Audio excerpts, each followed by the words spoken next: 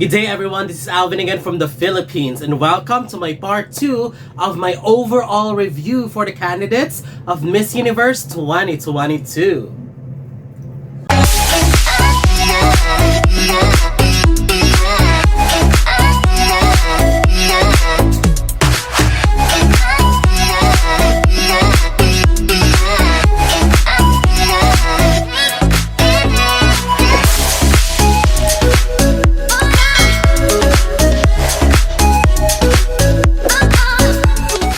Welcome! So this is already the part 2 of my overall review of all the candidates of Miss Universe 2020. So I will be reviewing all the candidates first before I will release my pre-arrival leaderboard. So my part 1 was for the African delegates. It's already uploaded on my YouTube channel, so if you haven't checked that out, so go ahead and check them out. This one, we will be talking about the delegates from Europe. And we'll see if we share the same thoughts and commentaries about the candidates. So there's a lot of candidates that we'll be talking about here. There are 24 ladies in Europe, so let's begin. Starting with Albania. Deta Kokomani, she is still as gorgeous since the first time I saw her. Team Albania really knows how to polish their candidates in terms of styling. But personally, I still need to see something more convincing to make me consider her in my personal list. Next we have Belgium. Chayenne van Aarle. She's just okay to me. She looked great, she's got a great figure, but I wanted to see her to be styled into something that would bring out her youthful glow and something that would bring out that spark in her. Next we have Bulgaria. Kristina Plamenova. She's okay too, but if I'm being honest, her beauty isn't really my cup of tea. But we'll see once the arrival happens.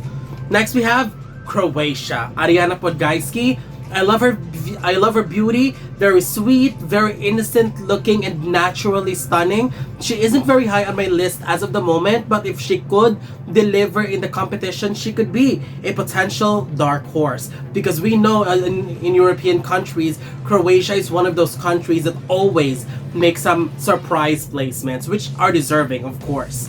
Next we have the Czech Republic. Sara Mikulenkova. She is a stunning girl, but her styling sometimes is a hit or miss. With the success of Czech Republic in pageantry in this 2022, I think she has the chance to continue that if she could be able to replicate what her fellow Czech queens did, and that is to create some impact right away. As of the moment, I'm sorry to say this, but I am not feeling it yet.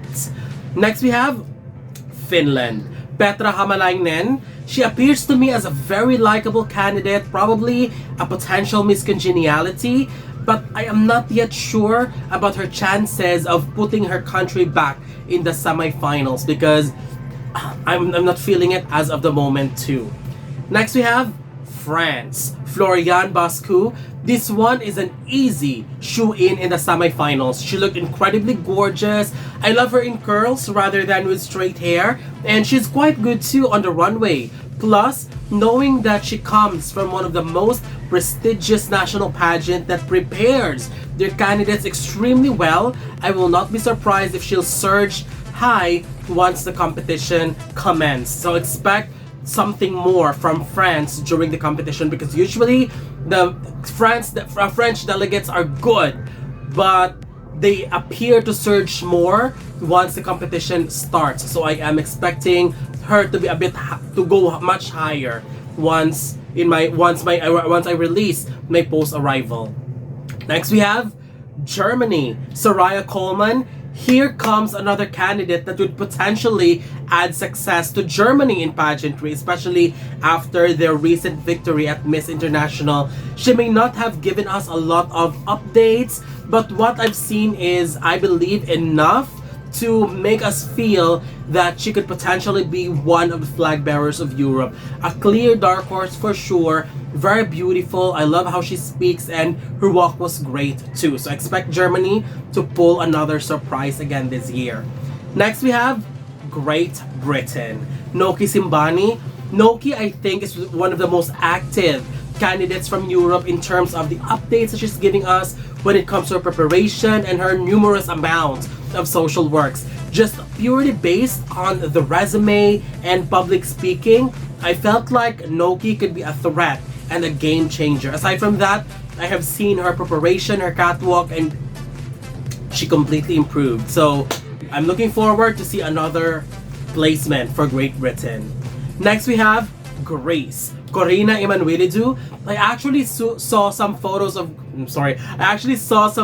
Greece, which shows great potentials, and add on to that, she's got a very towering height, and if she could tone down the heavy makeup and get a better styling that screams Miss Universe, we can actually possibly count her as one of the possible surprises. So hopefully there will be some changes in the way she is being styled once the competition starts. Next we have Iceland. Hrafnhildur Haraldsdottir. She is a good contender. I have always been fascinated by her beauty since she won the nationals, and she keeps on improving based on the updates that she's been posting. And in this photo, oh my gosh, one of the best photos that I've seen while I'm browsing all the photos for the candidates from Europe. So far, I think Iceland is on the right track when it comes to their preparation. She just needs to deliver when it comes to performance. Next we have Italy. Virginia Stablum. She clearly is one of the easiest choice as the front runners in Europe. Virginia has proven that she deserved all the hype that she is getting. We love her beauty because we think that it worked really well with Miss Universe. She can walk and she can talk. Now all she needs to do is prove herself worthy of the crown once they arrive. Italy could actually pull a victory this year if they just do things right and of course amazingly. Next we have Kosovo. Roxana Ibrahimi, coming from the same team as Albania. Their preparations are alike, and I have to commend at how they transformed her beautifully as well. I think they have done so well on that part. All I need to see from her is a solid performance and superb public speaking, and Kosovo could be in the semifinals. Albania and Kosovo are always having the same way of preparing their candidates, but I believe that I think they need to put Cindy Marina from Albania in 2019, I believe, as their standards. Someone who looks amazing, who can perform, and most importantly, impressive at public speaking. Because if they could be able to replicate or at least send a representative that is much better than Cindy, then a sure placement is guaranteed for them. Next we have Latvia. Kate Alexieva. She has transitioned from blonde to brunette, although I felt like she looked much better in blonde with some few revisions on the styling. Overall, I think she's okay. I don't see her on top as of the moment, but of course, we'll see. I could be wrong. Next we have Malta. Maxine Formosa. I truly appreciate Malta's journey so far. She's been working very hard for her country to get that placement. Although I don't necessarily see her on top as of the moment, hopefully all her efforts will translate into a stunning performance. Next we have the Netherlands. Ona Moody. Ona got a vibrant personality and I love her for that. But looking forward into my pre-arrival list, I am not fully convinced yet if she could be able to make it. Hope she showed us what she's got once the competition starts and prove us all who did not put her on the list wrong. Next we have Norway. Ida Hawan. Ida is a good looking representative, but if I'm being honest, she doesn't really give me a top 20 vibes yet. Poland. Alexandra Klepacka.